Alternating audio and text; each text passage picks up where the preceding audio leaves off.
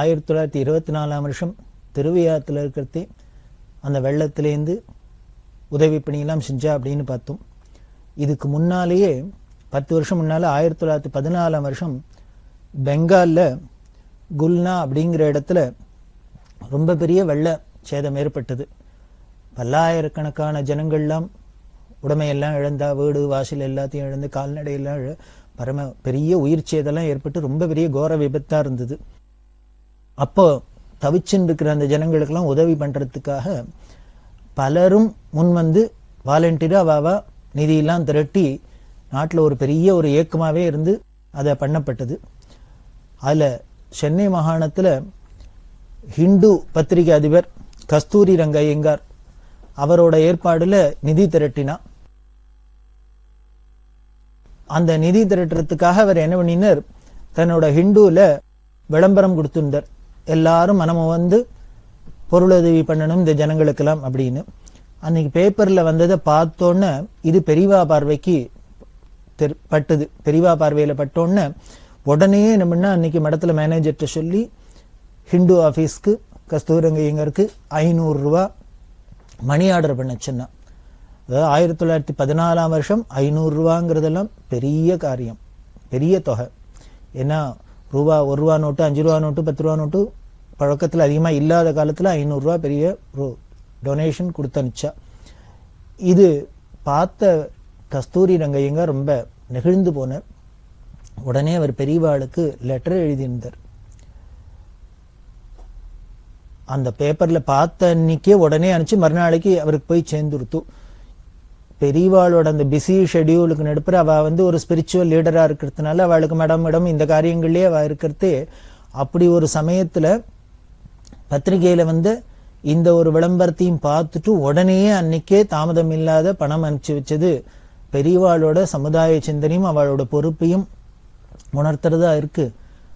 நிஜமாவே எனக்கு ரொம்ப மகிழ்ச்சியா இருந்தது, ஆச்சரியமா இருந்தது. இதை விட பெரிய ஆச்சரியம் என்னன்னா, இது மாதிரி ஒரு விஷயத்துக்காக ஒரு மடாதிபதியிட்டேந்து டொனேஷன் வாங்குறது இதுதான் முதல் தரம் அப்படின்னு பெரியவாளுக்கு பாராட்டி லெட்டர் போட்டு தன்னோட நமஸ்காரம் எல்லாத்தையும் தெரிவிச்சிருந்தார். பின்னால பெரியவா மெட்ராஸ் பக்கம் வரத்தே அவ ஆபீஸ்க்கு போறா, எல்லாம் பண்ணி இங்க பெரியவா விஜயம் பண்றா. ஹிந்துக்கும் இந்த பெரியவாளுக்கும் காமகோடி பீடத்துக்கும் ரொம்ப நெருங்கின தொடர்பு இருந்தது. இந்த கஸ்தூரி ரங்கையங்கார் காலத்திலேருந்தே அது அப்படித்தான் இருந்தது. இது மாதிரிதான் பல சந்தர்ப்பங்கள்ல. இது 1924 அங்க பண்ணான்னா அதுக்கப்புறம் 40-45 வருஷம் கழிச்சு ராமேஸ்வரத்துல ஒரு கடும் புயல் தாக்கித்து. அநேகமா எல்லாருக்கும் தெரிஞ்சிருக்கும். 60s வாக்குல 1960 வாக்குல மிகப்பெரிய புயல். தனுஷ்கோடி அப்படிங்கிற இடம் காணா போற அளவுக்கு மழை பெஞ்சு புயல், சமுத்திரம் கொந்தளிப்பு எல்லாம் இருந்தது. அது நடக்க போறது. அதுக்கு முன்னால பெரியவா என்ன பண்ணினா, இந்த 60ஆம் வருஷம் ஆரம்பத்திலேருந்து எங்கெங்கெல்லாம் யாத்திரை பண்ணாலும், தஞ்சாவூர் ஜில்லாலாம் யாத்திரை பண்ணியிருந்தா, எந்த இடத்துல யாத்திரை பண்ணினாலும் போற இடத்தெல்லாம் யாரை பார்த்தாலும் அவளுக்கு நிலம் இருந்ததுன்னா உடனே ஒரு உத்தரவு, மடத்துக்கு ஒரு மூட்டை நெல் அனுப்புறியா அப்படின்னு. இப்படியே கேட்டுனே வந்தா, மடத்துக்கு ஒரு மூட்டை நெல் அனுப்புறியா, மடத்துக்கு ஒரு மூட்டை நெல் அனுப்புறியான்னு. ஜனங்கள்லாம் பார்த்து ஏதோ பாவம் மடத்துல ஏதோ போறல போல இருக்கு, வேண்டிருக்கு பெரியவாளுக்கு, எத்தனையோ தர்ம காரியம் எல்லாம் பண்றா, அதனால நெல் அனுப்பிச்சிருந்தா. மடத்துல இருக்கிற மேனேஜருக்கு என்ன உத்தரவுன்னா, எந்தெந்த ஊர்ல போய் மடத்துக்கு நெல் அனுப்பு, மடத்துக்கு நெல் அனுப்புங்க, அந்தந்த லோக்கல் மடத்துக்கு அவ கொண்டு சேர்ப்பா. அந்தந்த மேனேஜர்ஸ்க்கு என்ன உத்தரவுன்னா, இப்படி சேர்ற நெல்லை எல்லாத்தையும் உடனே கொண்டு ராமேஸ்வரத்துல சங்கர மடத்துல வைக்கணும் அப்படின்னு, அங்க அனுப்பிச்சிடணும் அப்படின்னு.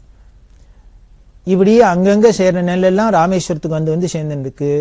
ராமேஸ்வரத்துல அந்த அக்னி தீர்த்தத்துல காஞ்சி காமகோடி பீடத்தோட சங்கர மடம் இருக்கு. ஆதிசங்கருக்கு மிகப்பெரிய 4 சிஷ்யாலோட ஒரு மண்டபம் எழுப்பி அதுல ஆச்சாரியால் பிரதிஷ்டை பண்ணி எல்லாம் பண்ணியிருக்கா. என்ன தட்சிணாம்நாயம் அப்படின்னு இந்த சார்தாம்ல பகவத்பாதால் இந்த ராமேஸ்வரத்துல தட்சிணாம்நாய பீடம் ஸ்தாபிதம் பண்ணினதுனால அது பல காலகட்டங்கள்ல இது மாதிரி சமுத்திர கொந்தளிப்பு உட்பாதங்கள் இதனாலும் அழிஞ்சு போயிருக்கலாம். அப்புறம் பார்த்தீங்கன்னா வரலாறுல பார்த்தீங்கன்னா டெல்லியிலேருந்து மாலிகாபூர் படையெடுத்து ராமேஸ்வரம் வரைக்கும் வந்து ஹதாஹதம் பண்ணிட்டு தான் நமக்கு ஹிஸ்டரி சொல்றது. அதுல இந்த தட்சிணாம்நாயம் ராமேஸ்வரத்துல இருந்ததும் காணா போயிருக்கலாம். அதெல்லாம் ஞாபகார்த்தமா தான் பெரியவா அப்படி ஆதிசங்கருக்கும் இந்த ராமேஸ்வரத்துக்கும் ஒரு பெரிய தொடர்பு இருக்கிறதுனாலதான் அங்க பெரிய அக்னி தீர்த்தத்துல எல்லாரும் ஸ்நானம் பண்ணி தலையை நிமித்தினோடனே பகவத்பாதா தரிசனம் பண்ணணும் அப்படிங்கிற ஒரு நோக்கத்துல அங்க சங்கர மடம் ஸ்தாபிதம் பண்ணி ஆச்சாரியாளுக்கு பிரதிஷ்டை பண்ணினா, அங்க சுத்திவர இருக்கிற இடத்துல அந்த மடத்துல விஸ்வநாதன் அப்படிங்கிறவர் தான் பார்த்துருந்தார். ராமேஸ்வர விஷு அப்படின்னே அவரை சொல்லுவா. அவர் தான் பார்த்துட்டு இருக்கார். இப்படி அங்கங்க செய்யற நெல்லெல்லாம் இங்க வருது. அவருக்கு என்ன இன்ஸ்ட்ரக்ஷன்னா, எல்லாத்தையும் வாங்கி வாங்கி உள்ளுக்குள்ள அடுக்கி வச்சுக்கணும் அப்படின்னு. பார்த்தா வர நெல்லாம் அடுக்கி வைக்கிற ஒரு ரூம் முழுக்கெல்லாம் ரொம்ப போயிடுத்து.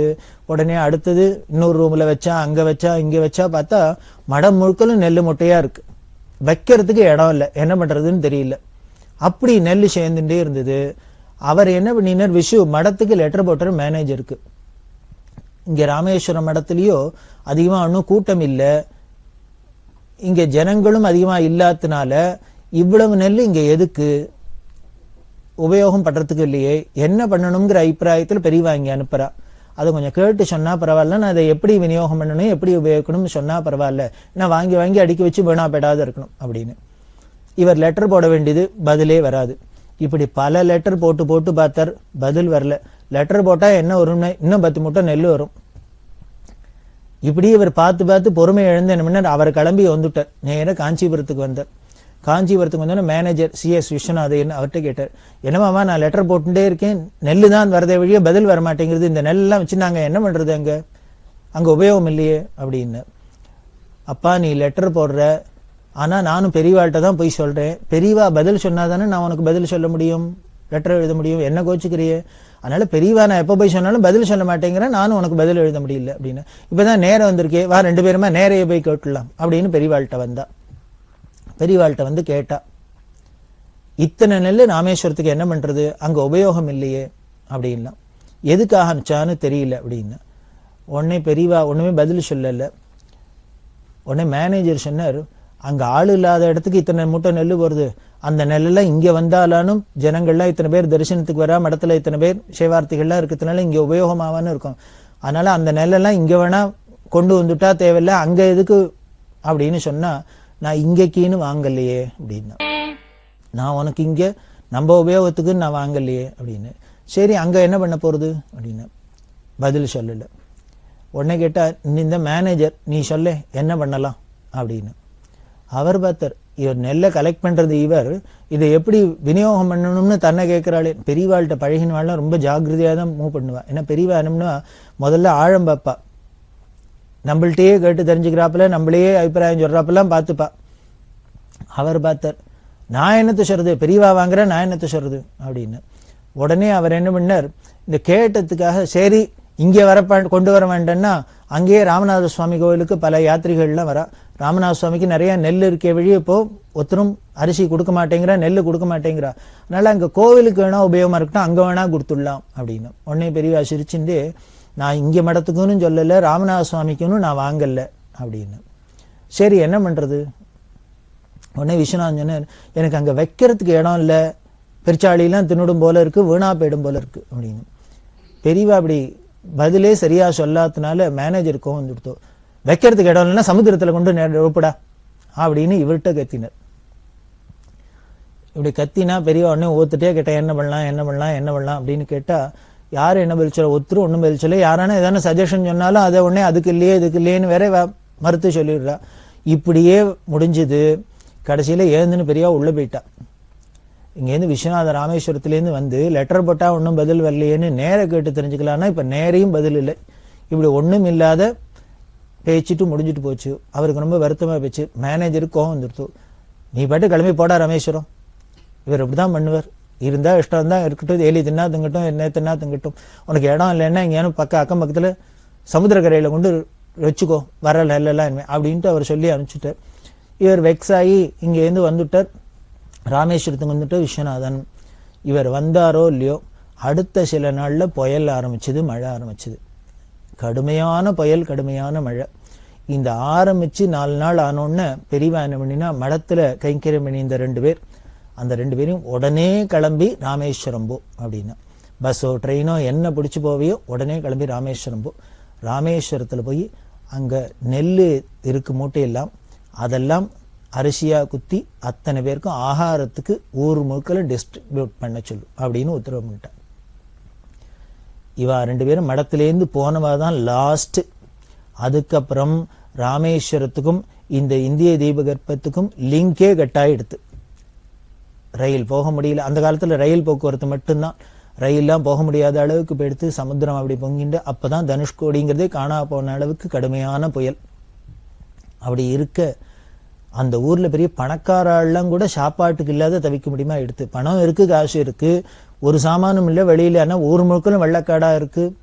அப்படி தவிச்சு இந்த சமயத்துல மடத்துல இத்தனையும் எத்தனை மூட்டை நெல் இருந்தோ அத்தனையும் அரிசியாக்கி அத்தனை பேருக்கும் வேளைக்கு ஒருவேளை கார்த்தால மட்டும் போட்டா போருமா, அத்தனை பேருக்கும் போட்டு அன்னதானம் பண்ணி.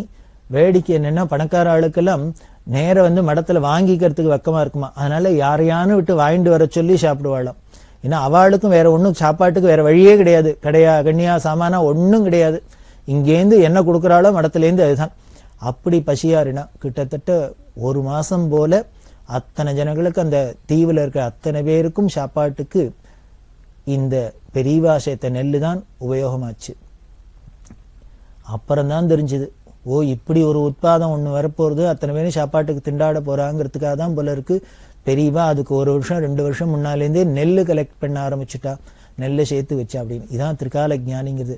அவளுக்கு தானே தெரியும் பின்னால என்ன வரப்போறது அப்படின்னு.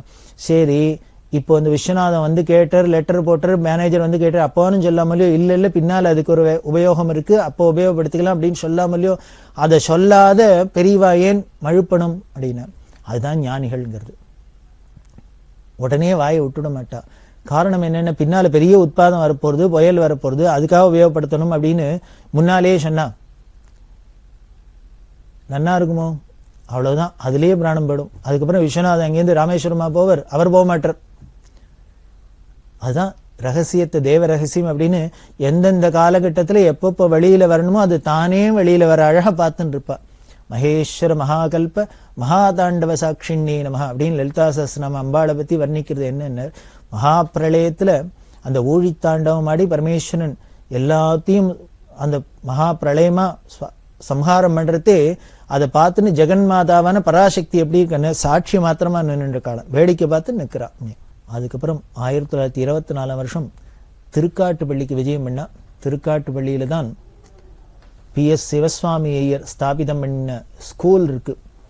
அந்த ஸ்கூலுக்கு விஜயம் பண்ணினா அங்கெல்லாம் முடிச்சுன்னு நேமம், பழமானேரி, ஒம்பத்துவேலி, ரங்கநாதபுரம் அதெல்லாம் முடிச்சுன்னு வரகூருக்கு வந்தா. வரகூர் பெரிய க்ஷேத்திரம், வராகபுரி அப்படின்னு நாராயண தீர்த்தர் அப்படிங்கிற மகான், அவர் ஆந்திர தேசத்திலேருந்து வந்தவர். அவருக்கு தீராத வயிற்று வலியாயிருக்க பகவானோட அனுகிரகத்தினால தீர்ந்தது. சுவாமி வராக ரூபத்துல இந்த வராகபுரியில இங்கேயே வாசம் பண்ணு அப்படின்னு காமிச்சத்தினாலே அதுக்கு வராகபுரி அப்படின்னு பேரு. அங்க பெருமாள் கோவில் இருக்கு. அதுலதான் இந்த நாராயண தீர்த்தர் இவர் ரொம்ப பிரபலமான கிருஷ்ணலீலா தரங்கம் அப்படிங்கிறத ஏற்றினவர்.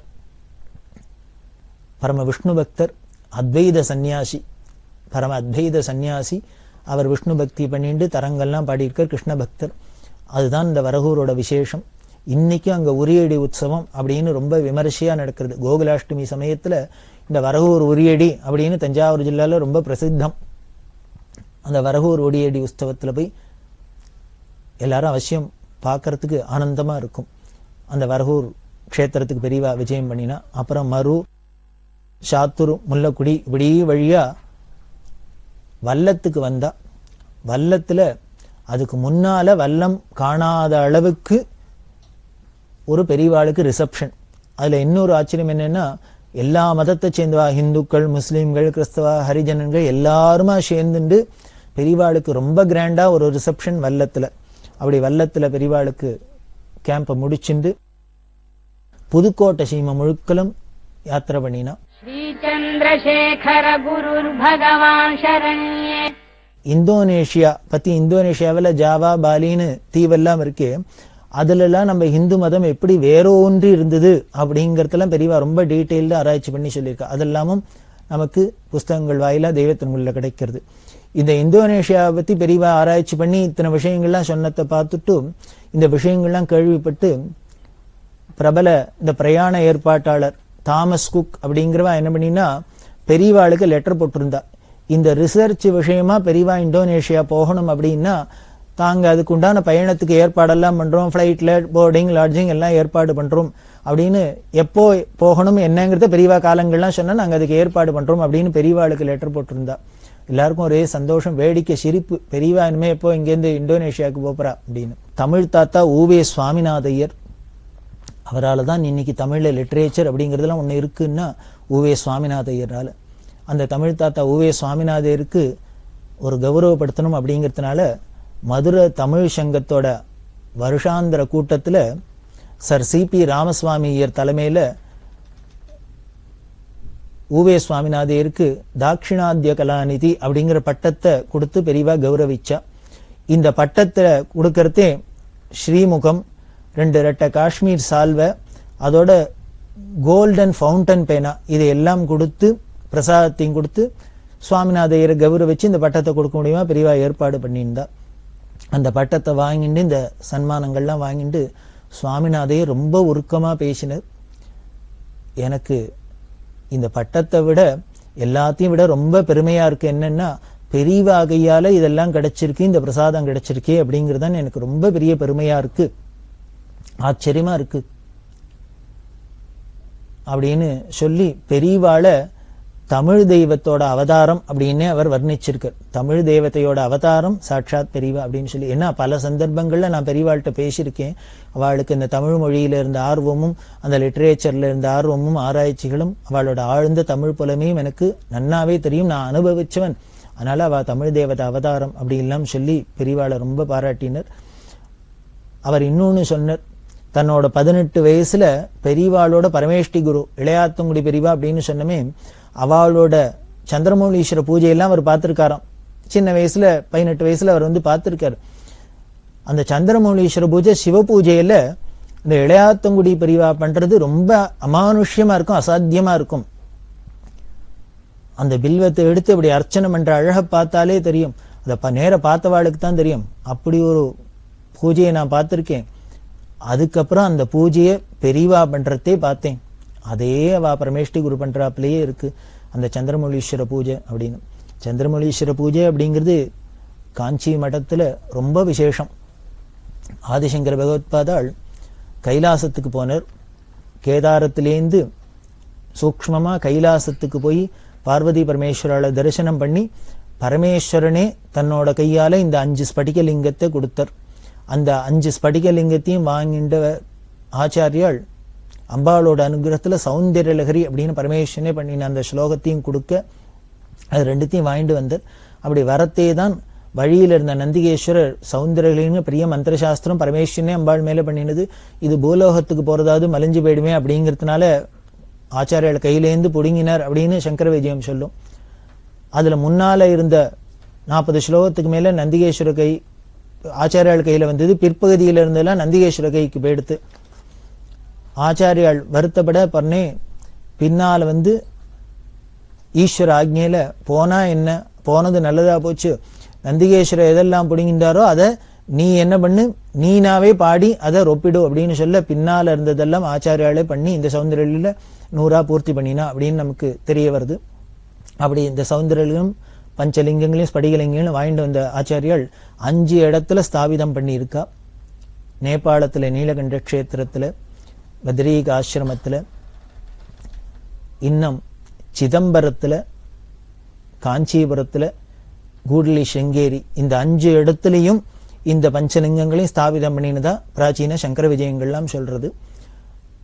அதுல காஞ்சிபுரத்துல இருக்கிறது, ஸ்ரீமடத்துல இருக்கிறது யோக சந்திரமௌலீஸ்வரர். இவரை அர்ச்சனை பண்றவா யோகீஸ்வராளா தான் இருப்பா, இவரை வழிபடுறவாள்லாம் யோகீஸ்வராளா தான் இருப்பா. அதனால யோக சந்திரமௌலீஸ்வரர். இந்த சந்திரமௌலீஸ்வர பூஜை ரொம்ப விவரமா ரொம்ப விஸ்தாரமா நடக்கும். இன்னி வரைக்கும் அப்படிதான் நடந்துட்டு இருக்கு. அந்த பெரியவா எப்படி சந்திரமௌலீஸ்வர பூஜை பண்ணுவா அந்த பாவம் அப்படின்னா ஆச்சரியமா இருக்கும். பெரியவா 13 வயசுக்கு பட்டத்துக்கு வந்தா இல்லையா, முன்னால சொல்லித்தரத்துக்கு குரு இல்லை, அவர் சித்தியாயிட்டர் வந்தா. வித்வான்கள்லாம் சொல்றா இது பெரிய அத்வைத மடம், அப்படி இருந்தா கூட இங்க உலகத்தை உத்தேசிச்சு பூஜை இன்னும் ஜபதபம் எல்லா அனுஷ்டானங்கள்லாம் வைக்கப்பட்டிருக்கு, இதெல்லாமும் ஸ்ரத்தையா பண்ணணும்.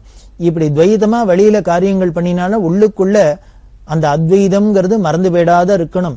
பூஜை பண்ற சந்திரமௌலீஸ்வரர் வேற இல்ல, பூஜை பண்ற நாம வேற இல்ல அப்படிங்கிற பாவத்தோட பூஜை பண்ணும். பூஜை பண்ணிட்டே சொல்றமே, தேகோ தேவாலயா ஜீவோ புரோக்தோ தேவா சனாதனா தெஜேத் அஜ்ஞான நிர்மால்யம் சோகம் பாவேன பூஜேத் அப்படின்னு அந்த பாவத்தோட பூஜை பண்ணணும் அப்படின்னு வித்வான்கள்லாம் சொல்லி கொடுக்கிறா. உடனே 13 வயசு குழந்தை பெரியவா கேட்கிறா, பூஜை பண்றதை மட்டும்தானா அப்படின்னு. அந்த சந்திரமௌலீஸ்வரர் வேற இல்ல, நாம வேற இல்ல, சோகம் ஹம்ச சோகம் அப்படிங்கிற பாவம் ஏதோ பூஜை பண்ற இந்த 1 மணி நேரம் 2 மணி நேரம் இருந்தா போருமா, இல்ல 24 மணி நேரமும் இருக்கணுமா? நமக்கு இந்த அனுபூதி அத்வைத ஞானம் அப்படிங்கிறது எப்பொழுதும் இருக்கணும், பர்மனண்டா. ஏதோ பூஜா காலத்துல மட்டும் இருக்கிறது, மற்ற காலத்துல துவைதமா இருந்து நான் வேற உலகம் வேற இருந்துன்னா விபரீதமான இருக்கும்.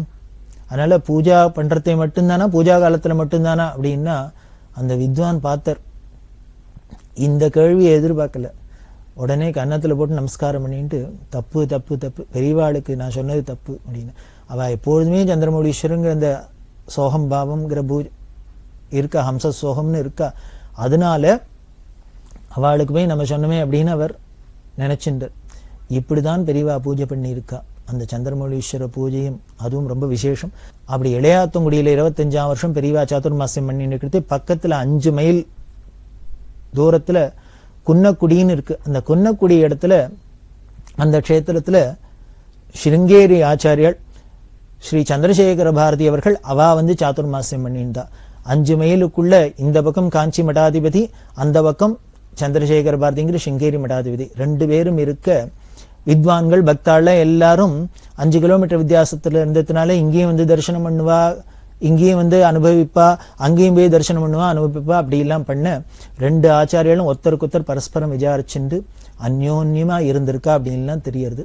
அப்படி 2 பீடாதிபதிகளும் ஸ்ருங்கேரி ஆச்சாரியாலும் பெரியவாளும் ஒரே இடத்துல இருந்தது 1925ஆம் வருஷம். இப்படி ஜனங்கள் எல்லோருக்கும் பரமபாகியம் கிடைச்சது. அப்போ 25ஆம்